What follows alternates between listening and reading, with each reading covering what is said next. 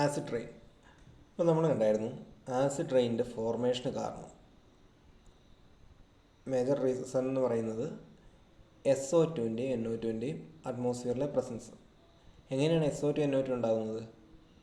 മറ്റ് കോൾ കത്തിക്കുമ്പോൾ, അതായത് sulphur കണ്ടൻറ്റുള്ള call കത്തിക്കുമ്പോൾ, ഇനി ഓട്ടോമൊബൈൽ എക്സോസ്റ്റിൽ നിന്ന്, മറ്റ് കെമിക്കൽ ഫാക്ടറിയിൽ നിന്നൊക്കെയാണ് SO2 SO3 അല്ലെങ്കിൽ NO2 NO3 ഒക്കെ അറ്റ്മോസ്ഫിയറിലെത്തുക. ഈ SO2 അല്ലെങ്കിൽ NO2 ഒക്കെ വാട്ടറുമായിട്ട് കമ്പൈൻ ചെയ്തിട്ടാണ് കറസ്പോണ്ടിങ് ആസിഡ്സ് ഉണ്ടാവുക. സൾഫ്യൂറിക് ആസിഡ്, നൈട്രിക് ആസിഡ് മുതലായവ ഉണ്ടാവുക. ഇനി കാർബൺ ഡൈ ഓക്സൈഡ് വാട്ടറുമായിട്ട് കമ്പൈൻ ചെയ്താലും കാർബോണിക് ആസിഡ് ഉണ്ടാവും. കാർബൺ ഡൈ ഓക്സൈഡും വാട്ടറും കമ്പൈൻ ചെയ്ത് കാർബോണിക് ആസിഡ് ഉണ്ടാവും. ഇനി ഇതിൻ്റെ ഒരു പ്രശ്നം എന്താണെന്ന് വെച്ചാൽ, ഈ മഴവെള്ളത്തിൽ കാർബോണിക് ആസിഡിൻ്റെ പ്രസൻസിൽ ഇത് മണ്ണിലോട്ട് കലരുകയും അത് സോയിലിൻ്റെ pH കുറയ്ക്കുകയും ചെയ്യും.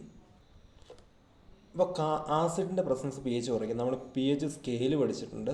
0 to 14 റേഞ്ച്. 7 എന്ന് പറയുന്നതാണ് ന്യൂട്രൽ. അപ്പോൾ ഈ സോയിലിൻ്റെ ന്യൂട്രൽ കണ്ടീഷനാണ് പ്ലാന്റിൻ്റെ ഗ്രോത്തിന് നല്ലത്. ഇനി ഇതുപോലെ ആസിഡ് pH കുറഞ്ഞു കഴിഞ്ഞാൽ, അതായത് സോയിൽ അസിഡിക് ആയി കഴിഞ്ഞാൽ പ്ലാന്റ് ഗ്രോത്തിനെ അത് ബാധിക്കും. അതുകൊണ്ടാണ് നമ്മൾ മണ്ണ് ടെസ്റ്റ് ചെയ്തിട്ട് അതിന് കുമ്മായമൊക്കെ ഇടുന്നത്.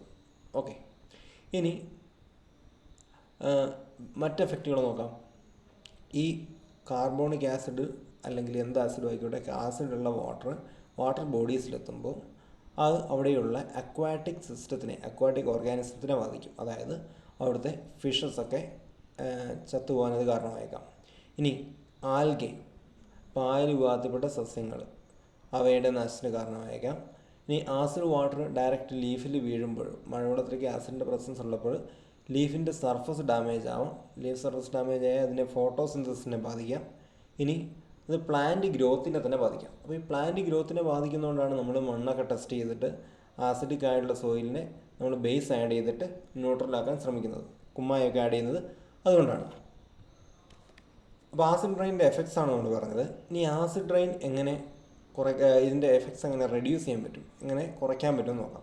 First one, using low sulphur coal. അതായത് കൽക്കരി, നമ്മൾ കൽക്കരി ഉപയോഗിക്കുന്നത് ലോ സൾഫർ കണ്ടൻറ്റിൽ കൽക്കരി ഉപയോഗിക്കുക എന്ന് പറയുമ്പോൾ കൽക്കരി പരമാവധി ഉപയോഗം കുറയ്ക്കുക. നമ്മൾ മറ്റ് ആൾട്ടർനേറ്റ് എനർജി സോഴ്സുകൾ ഡിപ്പെൻഡ് ചെയ്യുക. Solar, wind, geo thermal, hydro electricity, അതൊക്കെ ഡിപ്പെൻഡ് ചെയ്യുക. പക്ഷേ ഇനി കോൾ ഉപയോഗിക്കേണ്ട കേസ് വന്നാൽ, ഇപ്പം നമ്മുടെ ഈ വക എനർജി നീഡ്സ് കൊണ്ട്, നമ്മുടെ ഇൻക്രീസിങ് എനർജി നീഡ്സ് കൊണ്ട് കോളില്ലാതെ നമുക്ക് മുന്നോട്ട് പോകാൻ പറ്റുന്നില്ല. അതുകൊണ്ട് ലോ സൾഫർ കോൾ ഉപയോഗിക്കുക. ഇനി കോളിന് പകരം മറ്റ് ഫ്യൂവൽസ് ഉപയോഗിക്കുക. ഇനി ഡീസൾഫറൈസേഷൻ ഓഫ് ഫ്ലൂ ഗ്യാസ്. ഇപ്പോൾ ഫ്ലൂ ഗ്യാസ് എന്ന് പറയുമ്പോൾ നമ്മുടെ പവർ പ്ലാന്റുകളിൽ നിന്നും കെമിക്കൽ പ്ലാന്റുകളിൽ നിന്നും പുറം തള്ളപ്പെടുന്ന ഗ്യാസുകളാണ് ഫ്ലൂ ഗ്യാസ് എന്ന് പറയുക. ഈ ഫ്ലൂ ഗ്യാസ് ഇപ്പം നമ്മുടെ തെർമൽ പ്ലാന്റുകളിൽ നിന്ന് കോൾ ഉപയോഗിച്ച് വാട്ടർ ഹീറ്റ് ചെയ്യുമ്പോൾ, വാട്ടറിനെ സ്റ്റീമായിട്ട് കൺവേർട്ട് ചെയ്യുമ്പോൾ ഗ്യാസാണ് ഫ്ലൂ ഗ്യാസ്. ഈ ഫ്ലൂ ഗ്യാസ് നമ്മൾ ഡയറക്റ്റായിട്ട് അറ്റ്മോസ്ഫിയറിലോട്ട് വിടുകയാണ് ചെയ്യുന്നത്. പൊതുവെ അങ്ങനെയാണ് ചെയ്യുന്നത്. അപ്പോൾ ഈ ഫ്ലൂ ഗ്യാസിലുള്ള സൾഫറിൻ്റെ പ്രസൻസ്, സൾഫറിൻ്റെ ഓക്സൈഡുകളുടെ പ്രസൻസ്, സൾഫർ ഓക്സിജനുമായിട്ട് കൺവേർട്ട് ചെയ്ത് SO2 SO3 ഒക്കെ ആയിട്ട് മാറും. ഇതാണ് പിന്നീട് വാട്ടറുമായിട്ട് കമ്പൈൻ ചെയ്തിട്ട് കറസ്പോണ്ടിങ് സൾഫ്യൂറിക് ആസിഡും നൈട്രിക് ആസിഡും ഒക്കെ ആയിട്ട് മാറുന്നത്. അപ്പം അത് കുറയ്ക്കാനുള്ള മാർഗ്ഗമാണ് ഡീസൾഫറൈസേഷൻ. അതായത് നമ്മൾ ഈ ഫ്ലൂ ഗ്യാസ് പുറത്തോട്ട് വിടുമ്പോൾ അതിലെ സൾഫർ നീക്കം ചെയ്യുക. മറ്റെന്ത് കെമിക്കൽസ് ഉപയോഗിച്ചിട്ട്, അല്ലെങ്കിൽ കാറ്റാലിറ്റിക്, ഇപ്പം നമ്മുടെ വാഹനങ്ങളിലൊക്കെയാണ് കാറ്റാലിറ്റിക് കൺവേർട്ടേഴ്സ് ഉണ്ട്. അപ്പോൾ അതിൻ്റെ ഈ സൾഫർ കണ്ടൻറ്റ് ഫ്ലൂ ഗ്യാസിൽ നിന്ന് റിമൂവ് ചെയ്യുക.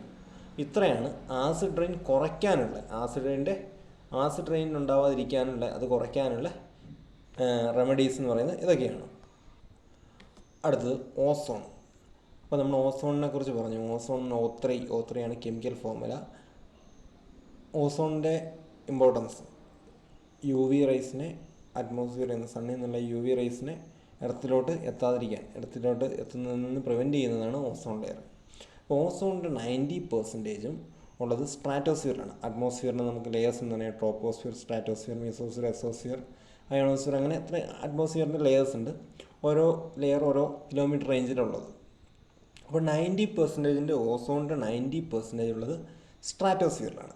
ഈ സ്ട്രാറ്റോസ്ഫിയറിലൂടെയാണ് നമ്മുടെ വിമാനങ്ങൾ പറക്കുന്നത്. അപ്പോൾ വിമാനങ്ങൾക്ക് പറക്കാൻ വേണ്ടി ഉള്ളൊരു അനുകൂലമായ സാഹചര്യം എന്താണെന്ന് വെച്ചാൽ, അവിടെ എയറിൻ്റെ ഹൊറിസോണ്ടൽ മൂവ്മെൻ്റ് ആണ്. അതായത് എയർ ഹൊറിസോണ്ടലായിട്ടാണ് ഫ്ലോ ചെയ്യുക സ്ട്രാറ്റോസ്ഫിയർ. ഇനി ഓസോൺ ലെയറിൻ്റെ ഇമ്പോർട്ടൻസ്, അതായത് യു വി റേസ് നമ്മൾ ഡയറക്റ്റായിട്ട് അടിച്ചു കഴിഞ്ഞാൽ, യു വി റേസ് ഡയറക്റ്റായിട്ട് വന്ന് അടിച്ചു കഴിഞ്ഞാൽ സ്കിൻ ക്യാൻസർ, മെലനോമ തുടങ്ങിയ സ്കിൻ ഡിസീസസിന് കാരണമാകും. ഓസോൺ ലെയറാണ് നമ്മുടെ ഇവയിൽ നിന്ന് യു വി റേസ് നമ്മളെ ഡയറക്റ്റ് എക്സ്പോസ് ചെയ്യാതെ പ്രിവെൻറ്റ് ചെയ്ത് യു വി റേസിനെ പ്രിവെൻറ്റ് ചെയ്ത് നിർത്തുന്നത് ഓസോൺ ലെയറാണ്. ഇനി ഓസോൺ ലെയർ, അപ്പം ഓസോൺ ലെയർ അവിടെ വേണം. ഇപ്പോൾ അടുത്ത കാലത്ത് ഈ പൊല്യൂഷൻ്റെ എഫക്റ്റിൽ ഓസോൺ ലെയറിൻ്റെ ഹോൾ ഫോം ചെയ്യുന്നു. കുറേ ഭാഗത്തെ ഓസോൺ നശിച്ചു പോയിരുന്നു. അതിനെ നമ്മൾ ഓസോൺ ഹോൾ എന്ന് പറയുന്നു. പക്ഷേ കുറേ കാലമൊക്കെ ഇങ്ങനെ ഈ ഇപ്പോഴത്തെ സാഹചര്യത്തിലെല്ലാം ഇൻഡസ്ട്രീസും വെഹിക്കിൾസൊക്കെ കംപ്ലീറ്റ് സ്റ്റോപ്പ് ചെയ്തൊരവസ്ഥയിൽ ഓസോൺ ലെയർ റീജനറേറ്റ് ചെയ്തു. ആ ഓസോൺ ഹോൾ ഏകദേശം പൂർണ്ണമായിട്ട് തന്നെ കവർ ചെയ്ത് പോയി. അപ്പോൾ ഈ പൊല്യൂഷനാണ് ഓസോൺ ലെയർ ഡിസ്ട്രക്ഷനുള്ള റീസൺ എന്ന് പറയുന്നത്, ഈ പൊല്യൂഷനാണ്. ഇനി വേറെ സോഴ്സ് എന്ന് പറയുന്നത്, ഓസോൺ ലെയറിൻ്റെ ഡിസ്ട്രക്ഷനുള്ള സോഴ്സ് എന്ന് പറയുന്നത് സൂപ്പർസോണിക് എയർക്രാഫ്റ്റ് എമിഷനിൽ സൂപ്പർസോണിക് എയർക്രാഫ്റ്റിൻ്റെ എമിഷനിൽ നൈട്രിക് ആസിഡിൻ്റെ പ്രസൻസ് ഉണ്ട്. ഈ നൈട്രിക് ആസിഡും ഓസോൺ ലെയറിനെ ഡിസ്ട്രക്റ്റ് ചെയ്യും. ഇനി മറ്റൊരു സോഴ്സാണ് CFC, ക്ലോറോ ഫ്ലൂറോ കാർബൺസ്. അതായത് നമ്മൾ റെഫ്രിജറേറ്ററിലൊക്കെ റെഫ്രിജറൻ്റായിട്ട് ഉപയോഗിക്കുന്ന ഫ്രിയോണ്, പിന്നെ നമ്മൾ സെൻറ്റുകളിലൊക്കെ ഉപയോഗിക്കുന്ന സ്പ്രേകളിലൊക്കെ ഉപയോഗിക്കുന്നത്. ഇവയൊക്കെയാണ് ഓസോൺ ലെയറിൻ്റെ ഡിപ്ലീഷന് കാരണം. അപ്പോൾ ഓസോൺ ലെയറിനെ കുറിച്ച് പറഞ്ഞു, ഓസോൺ ലെയറിൻ്റെ ഇമ്പോർട്ടൻസ്.